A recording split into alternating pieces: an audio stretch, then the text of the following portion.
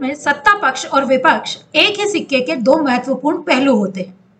स्वस्थ लोकतंत्र के लिए दोनों पक्षों के बीच संतुलन जरूरी है, लेकिन एक रोचक तथ्य यह है कि दुनिया के सबसे बड़े लोकतांत्रिक देश भारत में आजादी के 75 साल में 48 साल तक विपक्ष रहा ही नहीं, या यूं कह सकते हैं कि विपक्ष तो रहा, लेकिन लोकसभा में मान्यता प्राप्त दर्जे वाला विपक्ष नहीं रहा।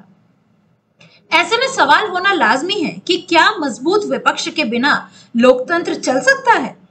लोकतंत्र में सत्ता पक्ष के मजबूत होने के साथ विपक्ष का सशक्त होना भी जरूरी है। विपक्ष सरकार पर नजर रखता है तो जनता की आवाज को भी संसद से लेकर सड़क तक उठाता है। देश में पहली सरकार 1947 में बनी। पहले लोकसभा चुनाव 1952 में हुए, लेकिन पहली बार मान्यता प्राप्त विपक्ष 1969 में सामने आया।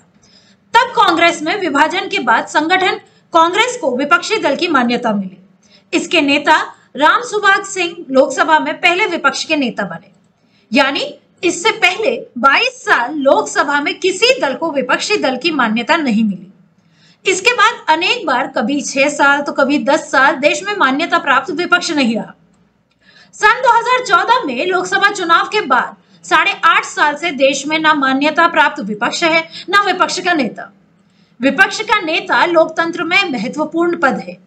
अटल बिहारी वाजपेयी, लाल कृष्ण आडवाणी, राजीव गांधी, सोनिया गांधी, शरद पवार, जगजीवन राम और सुषमा स्वराज सरीखे नेताओं ने इस पद को संभाला है। लोकसभा में विपक्ष के नेता की तौर पर आखिरी बार भाजपा नेता सुषमा स्वराज रही थी। स्वराज को 21 दिसंबर 2009 से 26 मई 2014 तक इस पद पर रहने का अवसर मिला। भाजपा नेता लाल कृष्ण आडवाणी को लोकसभा में सबसे लंबे समय तक विपक्ष के नेता पद पर बने रहने का मौका मिला है। आडवाणी 3 बार में 7 साल 25 दिन इस पद पर आसीन रहे। पूर्व प्रधानमंत्री अटल बिहारी वाजपेयी ने लोकसभा में विपक्ष के नेता के रूप में एक अलहदा और बेजोड़ पहचान बनाई। वह 1993 से 1997 के बीच करीब 4.25 साल तक विपक्ष के नेता रहे। अटल जी अपनी तीक्ष्ण हाजिर जवाबी, वाक्पटुता और प्रभावशाली भूमिका के कारण न सिर्फ विपक्ष के बीच बल्कि सत्ता पक्ष से भी सम्मान अर्जित करते रहे। अटल जी जब सदन में बोलते थे तो सदन शांत हो जाया करता था।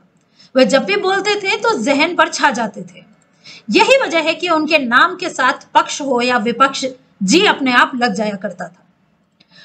पर आप अगर यह सोच रहे हैं कि कैसे बनता है विपक्ष का नेता, तो चलिए अब यह भी आपको बताते हैं।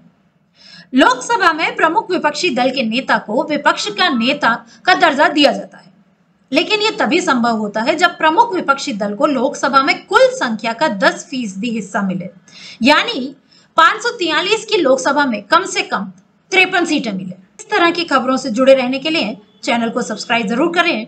डिजिटल आवाज, खबर कुछ हटके।